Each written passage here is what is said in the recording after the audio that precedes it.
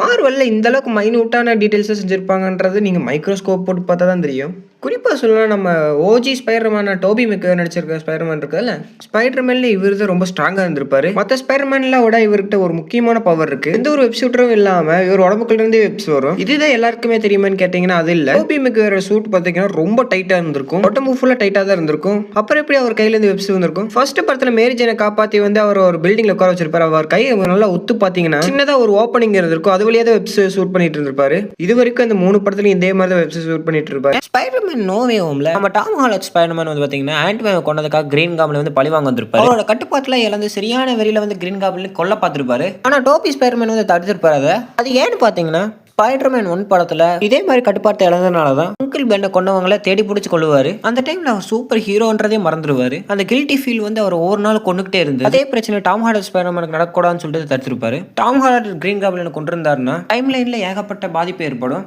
Amazing Spiderman 2ல Gwen Stacy இறந்ததுக்கு அப்புறம் Andrew Garfield Spiderman வந்து மனம் உடைஞ்சு போயிருப்பாரு. இந்த சீன்ல மார்வல் ஒரு பயங்கரமான டீடைல் வச்சிருக்கான். அந்த படத்துல குவென் ஸ்டேசி விழுகும்போது டைம் ஸ்லோவாகி கரெக்டா வந்து குவென் ஸ்டேசி தலை இடிக்கும் போது வால் கிளாக் பாத்தீங்கன்னா கரெக்டா 1:21 ஸ்டக் ஆயிருக்கும். இதுல என்ன ஹிண்ட் இருக்குன்னு பாத்தீங்கன்னா 90sல அமேசிங் ஸ்பைடர்மேன் 1/31 அந்த காமிக் இஷ்யூல கூட குவென் ஸ்டேசி இறந்திருப்பாங்க. எக்ஸாக்ட்டா குவென் ஸ்டேசி வந்து பாத்தீங்கன்னா அந்த காமிக்ல இருக்கிற அவுட்ஃபிட்டே தான் போட்டிருப்பாங்க. படத்துல வந்த மாதிரி அந்த ஸ்ட்ரைட் லைன்ல வெப் விட்டு பிடிச்சி அப்படியே விட்டு தான் இறந்திருப்பாங்க. மார்வல் பாத்தீங்களா அந்த ஹிடன் டீடைலை கொண்டு வந்து கரெக்டா இங்க வச்சிருக்காங்க.